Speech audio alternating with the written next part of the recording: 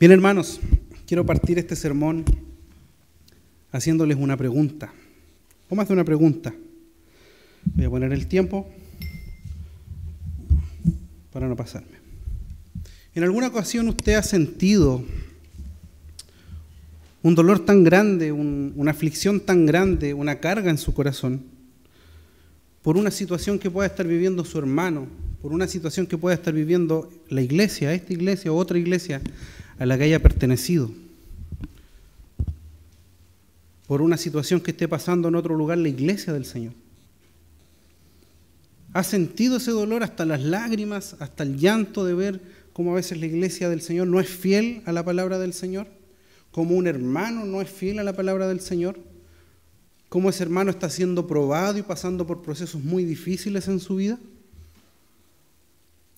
¿Has llegado a las lágrimas alguna vez? ¿Has sentido pesar alguna vez en tu corazón hasta ese extremo? Hoy día, domingo, leímos tres textos importantes, este del sermón, Nehemías 1.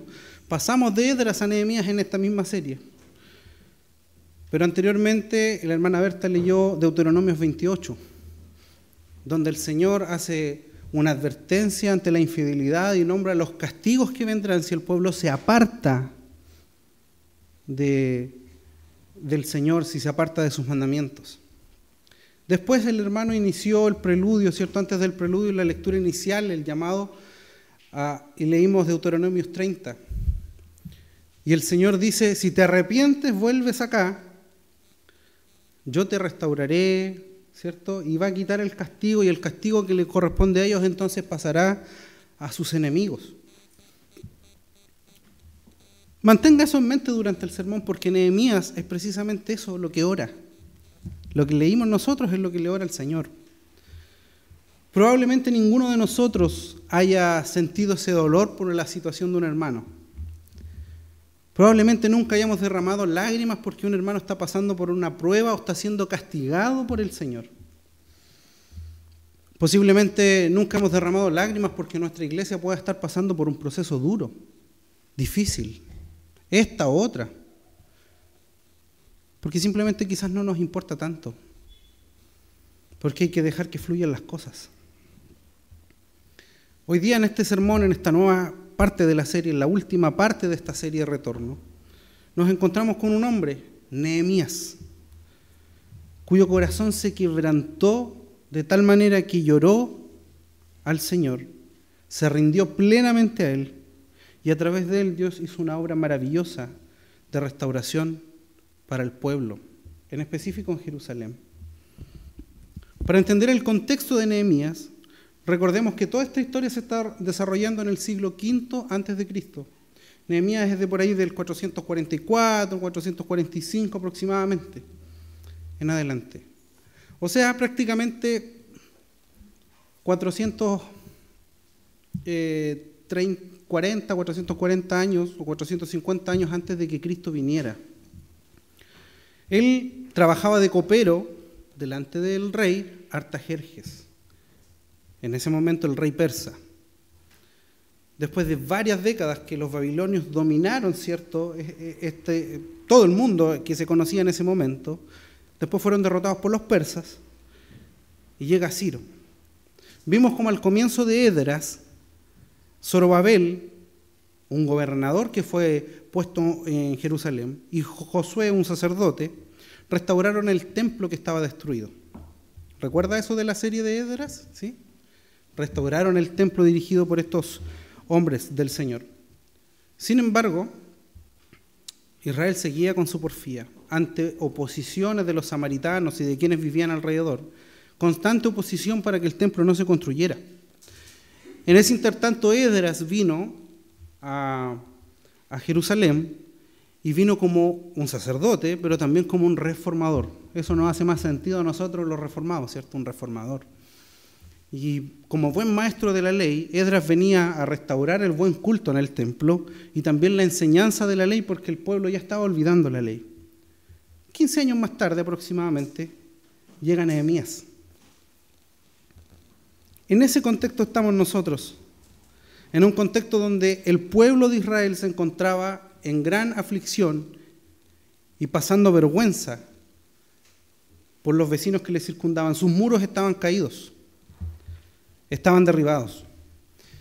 Y este capítulo de hoy nos ofrece importantes principios cristianos, hermanos, para que nosotros nos podamos desenvolver como el Señor demanda de sus hijos, como un pueblo fiel a su palabra, como un pueblo que trabaja unido, y como varones, como Nehemías, se pongan en disposición de las manos del Señor para hacer su voluntad.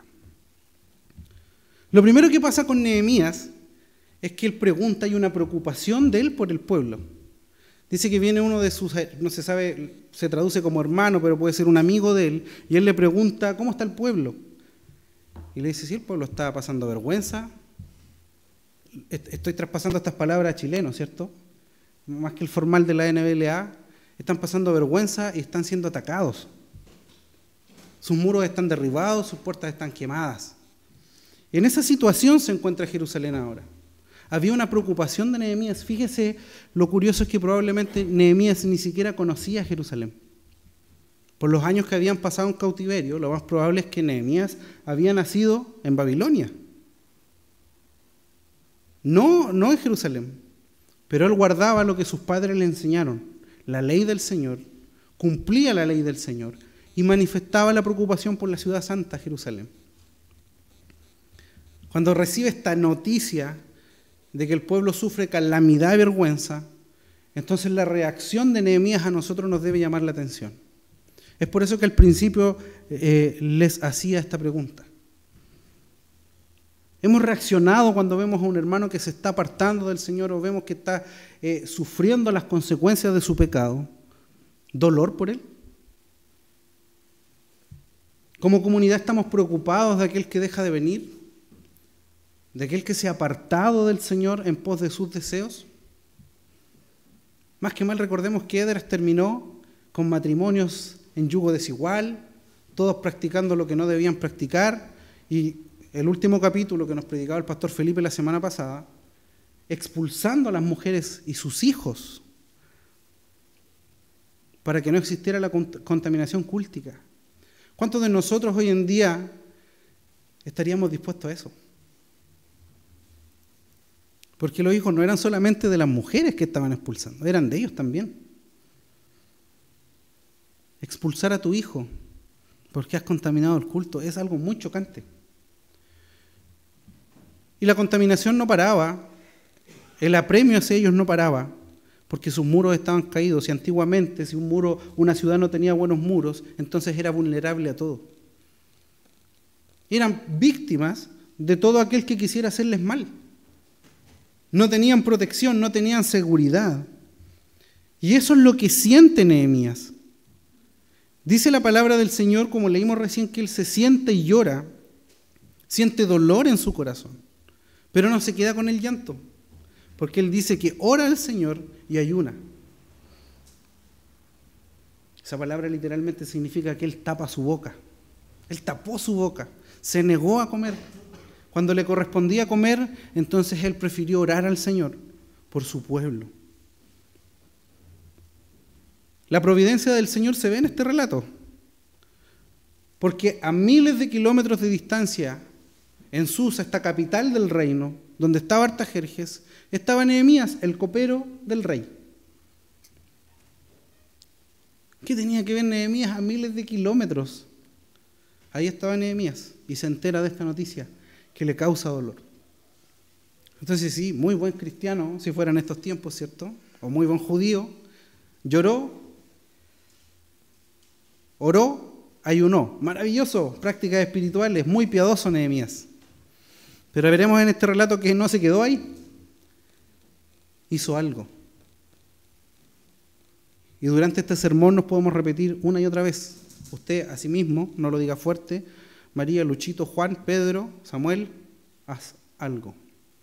O como decimos en Chile, hace algo. Hace algo.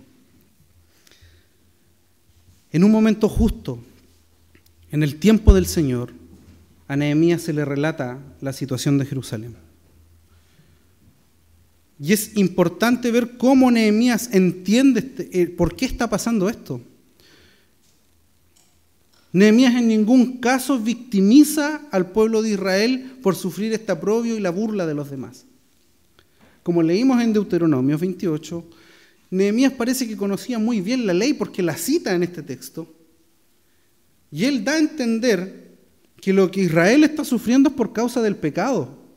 Cuando él ora al Señor, le dice: Señor, es que este pueblo te ha pecado, yo te he pecado, la familia de mi padre ha pecado contra ti.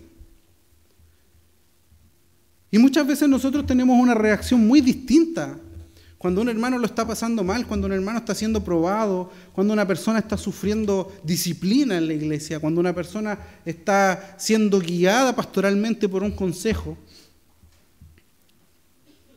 Tendemos a victimizar a aquel que está pagando una consecuencia por su pecado. Y es lo que esta iglesia del Señor, bíblica, sana, no puede permitir. Muchos de nuestros problemas son producto de nuestro pecado, de nuestra desobediencia. Y cuando Nehemías dice: Señor, nosotros hemos pecado, te hemos fallado, está reconociendo que producto de ese pecado, entonces Israel está en esa condición. Los muros no están destruidos porque ellos no pueden levantar los muros. Los muros están destruidos y las puertas están quemadas en nuestras vidas. Y somos vulnerables en nuestras vidas porque nuestro pecado nos ha llevado a esa condición. Porque hemos querido desafiar al Señor y desobedecer su palabra. Y cada vez que usted y yo desobedezcamos la voz del Señor, los mandatos que el Señor nos dejó, entonces habrá consecuencias. Porque es el fruto del pecado. Es el fruto de la desobediencia. Adán y Eva no debían comer del fruto, pero lo comieron. Los israelitas no debían mezclarse con yugos desiguales. Se mezclaron con yugos desiguales. Ellos están con muros derribados porque Dios tiene sus muros derribados. Tú cruzas problemas porque tú te metiste ahí. Y el Señor no es culpable de eso. Si queremos vivir a medias tintas como Israel, si queremos ser tibios en nuestra forma de ser cristianos, entonces tenemos una sola consecuencia en nuestra vida. ¿Cuál es? Ser vomitados de la boca del Señor.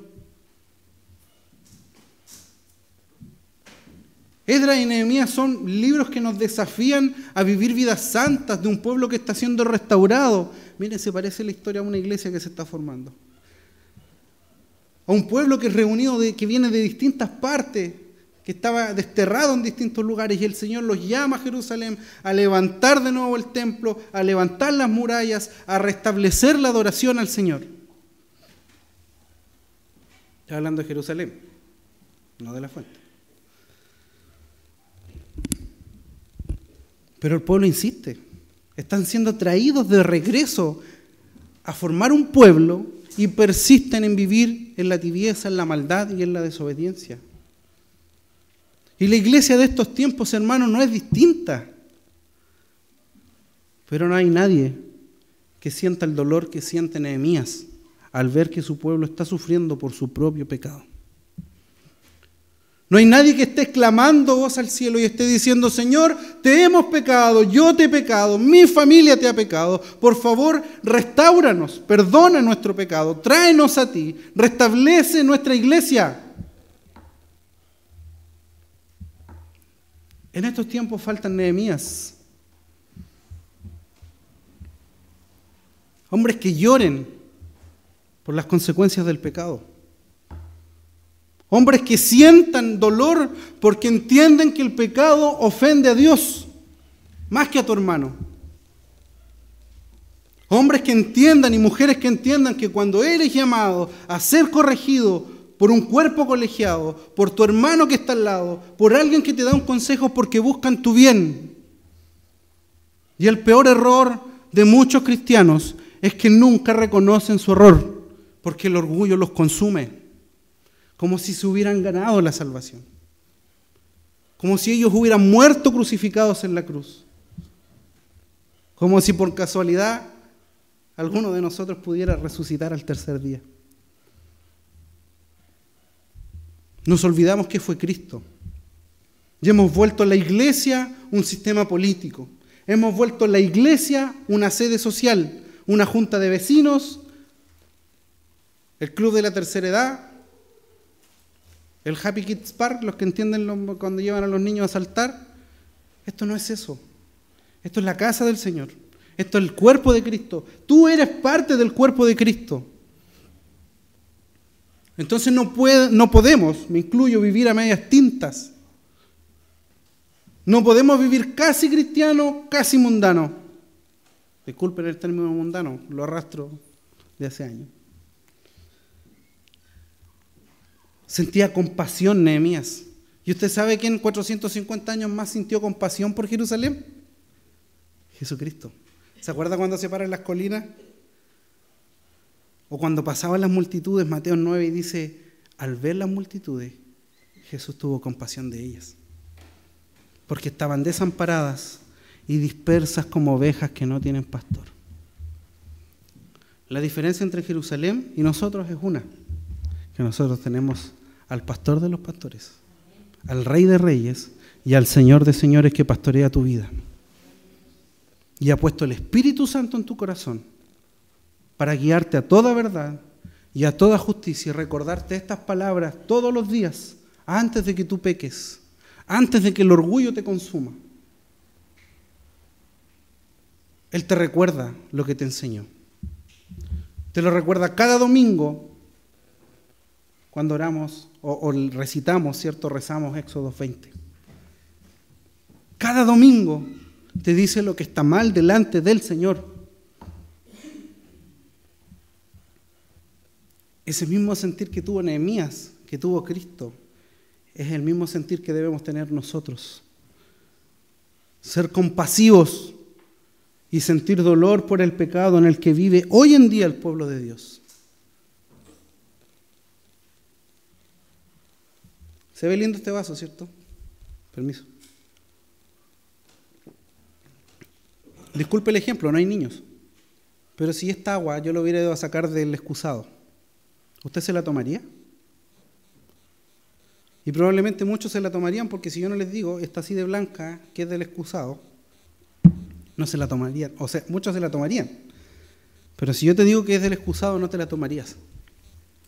¿Piensas tú que Dios, nuestro Señor, santo, santo, santo, va a consumir un agua contaminada?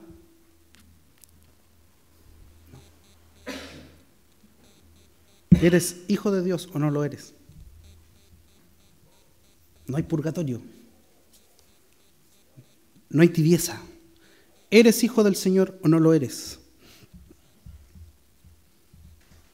Cuando Nehemías ora en esta oración piadosa, lo primero que hace es lo que el mismo Padre Nuestro, Cristo, nos enseña. Padre nuestro que estás en los cielos, lo leímos recién. Nehemías comienza orando y diciendo, reconociendo los atributos del Señor. Oh Señor, Dios del cielo, grande y temible Dios, que guardas el pacto y la misericordia para aquellos que lo aman. ¿Y para quién es esa misericordia? Versículo 5, si quiere búsquelo ahí, esté atento a la Biblia, versículo 5. Para aquellos que aman y guardan sus mandamientos. No dice que esa protección era para los que vivían en Jerusalén. No dice que esa protección es para los que vienen a la iglesia. La misericordia del Señor y el cuidado del remanente del pacto es para los que guardan sus mandamientos. No es para un cristiano denominacional. Yo soy miembro de una iglesia.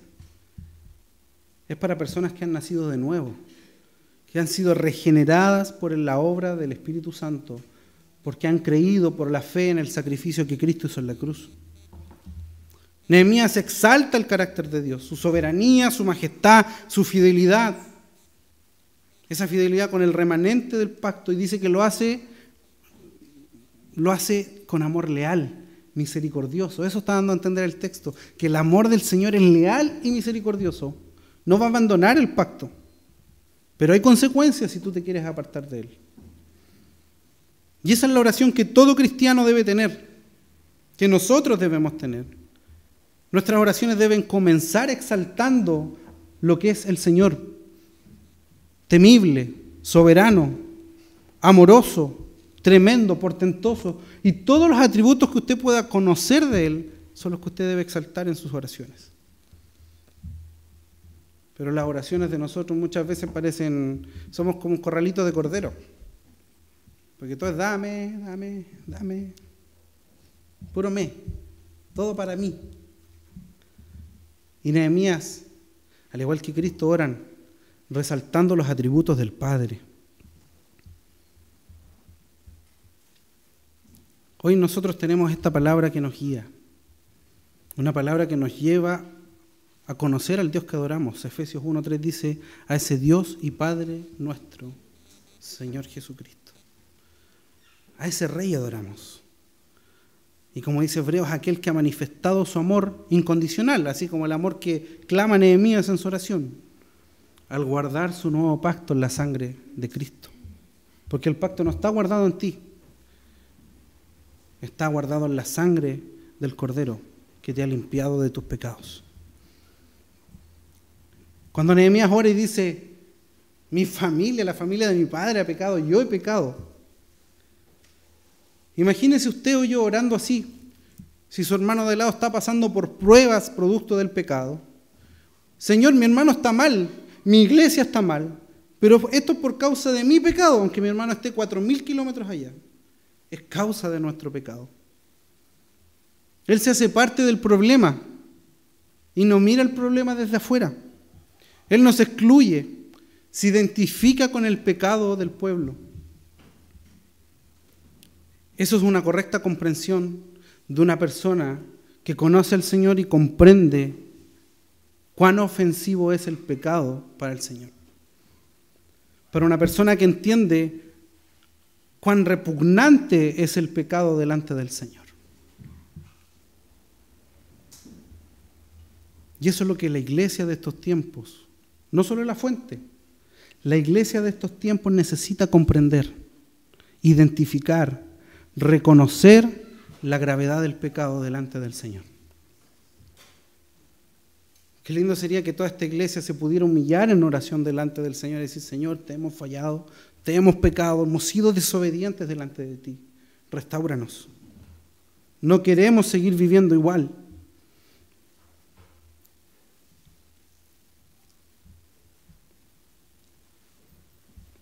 Él se identificó con el pecado.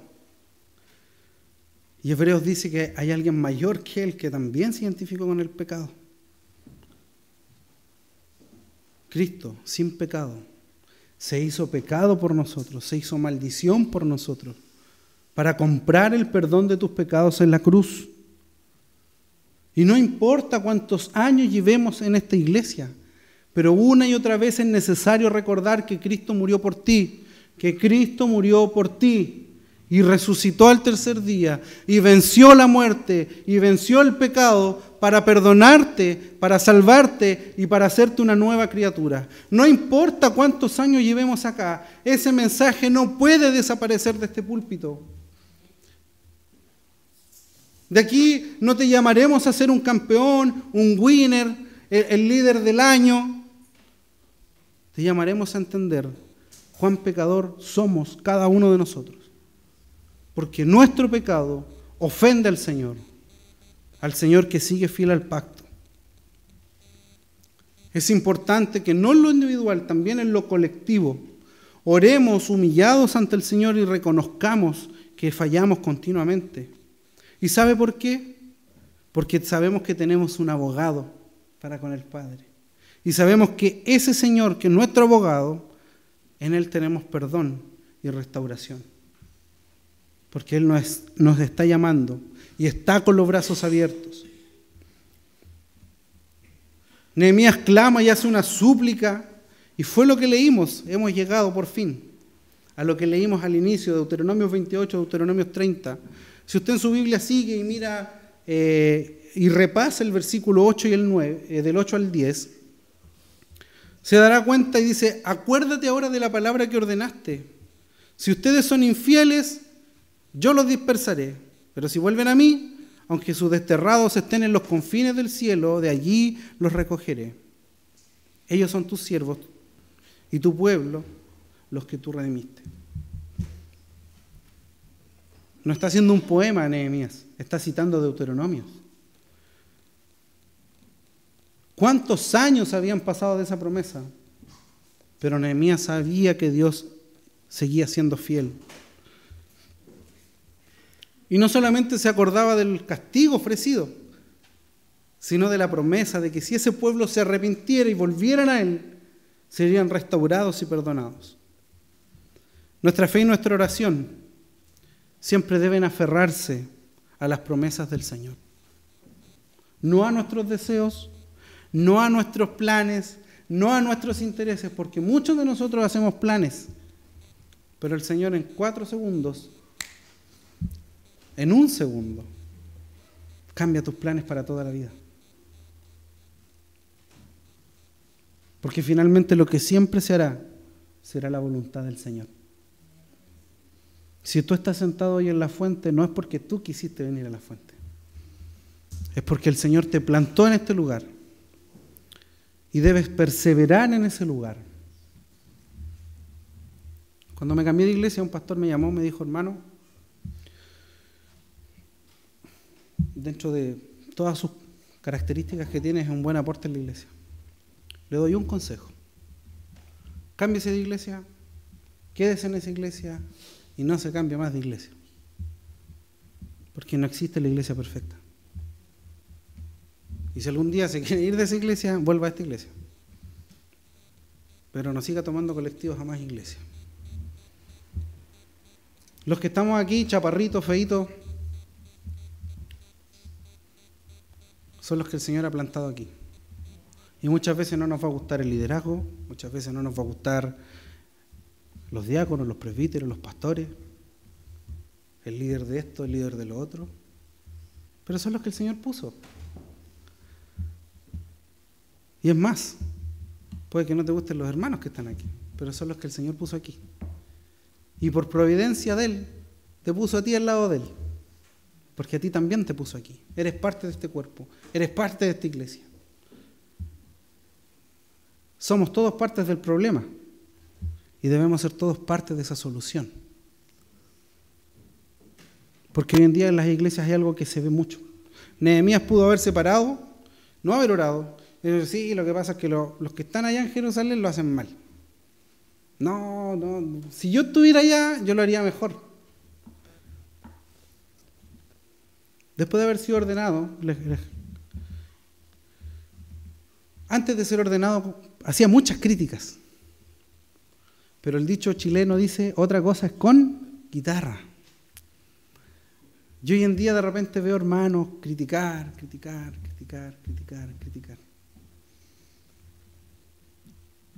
Y yo lo único que digo, pensar que yo era igual. Y si le regalo una guitarra,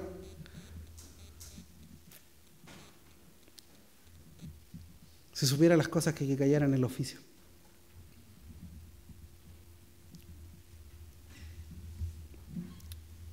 Y Dios necesita Nehemías, no necesita criticones.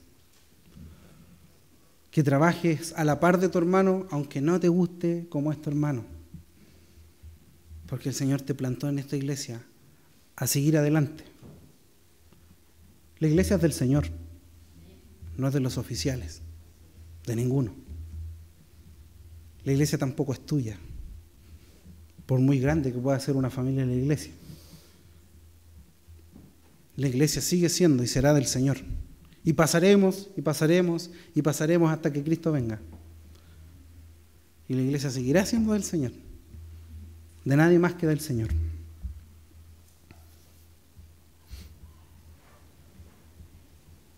Nehemías, antes de finalizar su oración, hace una petición especial. Te ruego, Señor, versículo 11, concede ahora éxito a tu siervo y dale misericordia delante de este hombre. ¿De quién? Del rey. Algo estaba planeando Nehemías. Él ya tenía algo en su cabeza. No leamos este relato como una cosa así plana. Estamos hablando de que Nehemías por días estuvo afligido. Él meditó mucho tiempo en esto.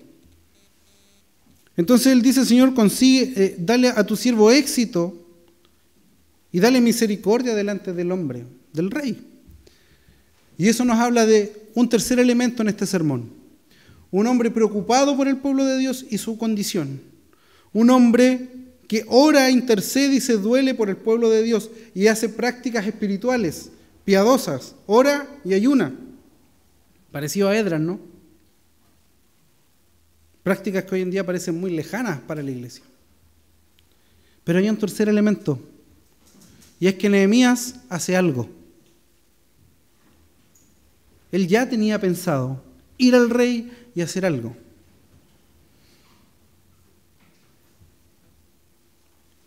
Hacer algo es el llamado de este sermón. Durante esta serie hemos sido llamados a orar y ayunar muchas veces. Pero Nehemías nos muestra que los siervos del Señor hacen algo. Debemos orar en el nombre de Jesús, confiando en que Él media por nosotros, Él, el único que media por nosotros. Nehemías intercedió por un pueblo como un intercedor terrenal, pero nosotros tenemos a Cristo sentado a la diestra del Padre, intercediendo día y noche por nosotros. Entonces nosotros debemos hacer algo. Fíjese que Nehemías, en la última parte del versículo, da una frase que de repente no nos da mucho sentido. ¿Para qué dijo esto aquí? En la última parte del capítulo, la última oración que está en el capítulo, dice: porque yo era copero del rey. No estás en el lugar que estás porque tú quieres estar ahí. No estás en tu trabajo porque quieres estar ahí. No estás en tu vecindario porque quieres estar ahí. No estás en esta iglesia porque quieras estar acá. Si Dios te dio un lugar, cualquiera que sea, en tu trabajo, en donde quiera que sea, Dios te puso por una razón ahí. ¿Usted piensa que Nehemías llegó a ser copero por sus méritos? ¿O fue un plan desde la eternidad del Señor que fuera copero para que gestionara lo que sería la restauración de la seguridad completa del pueblo de Dios? Eso es providencia divina, eso es soberanía del Señor. Dios los coloca estratégicamente a cada uno de nosotros en trabajo, vecindario, en tu familia, para ser instrumentos que lleven la restauración a otros. No estás donde estás porque tú quieres estar ahí. Y hermanos, esto es muy importante. Nehemías, cuando sale y cuando es llamado, no es un sacerdote, no es un levita. Él no es ni siquiera gobernador, porque él después es enviado como gobernador, lo veremos más adelante. Él era un laico común y corriente, un hermano de la banca, que siente el llamado del Señor. No necesita ser oficial para que las cosas cambien. No necesita ser presbítero, pastor, diácono, para que puedas hacer algo por la iglesia. Necesitas oír la voz del Señor, conocer su palabra y ser obediente a sus mandatos. Eso necesitas. Para finalizar, hermanos queridos, el Señor de hoy nos muestra la estrategia divina de Dios, no la de Nehemías. Una preocupación en el corazón de un hombre, la cual lo lleva a una oración anclada a las promesas del Señor, y esa oración lo lleva a una acción dependiente y valiente del Espíritu de Dios. Esto es un patrón del Señor en su clímax, en el punto máximo, el Señor obrando en la vida de un hombre obediente. Y es por eso que hoy en día, como iglesia, somos llamados a que más que como Nehemías, como Cristo, sintamos la compasión que Cristo tuvo al ver a Jerusalén en el estado que estaba, como Nehemías también lo sintió. Que nuestros corazones se quebranten como quebrantamos el corazón del Señor con nuestro pecado. Que se quebranten nuestras vidas cuando nuestra iglesia o nuestros hermanos estén pasando por vergüenza y dolor.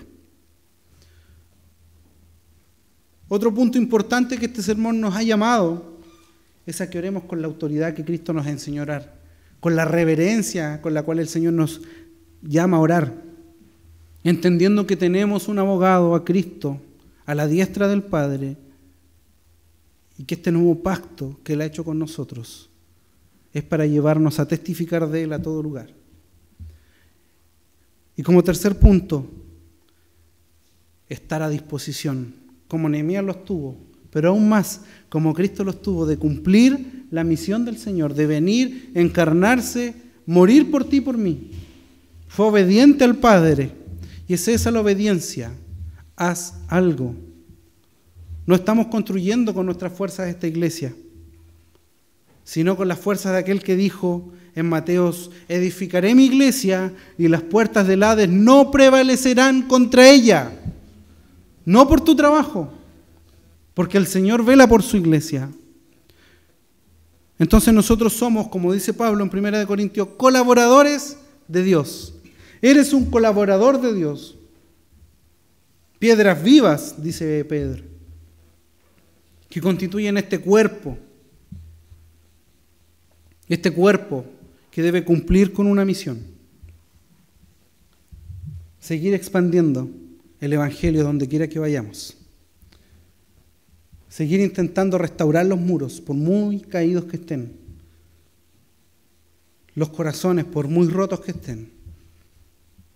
Nosotros somos llamados a sanar y a restaurar. Hermanos, con mucho cariño, hace algo. Oremos al Señor. Padre, te damos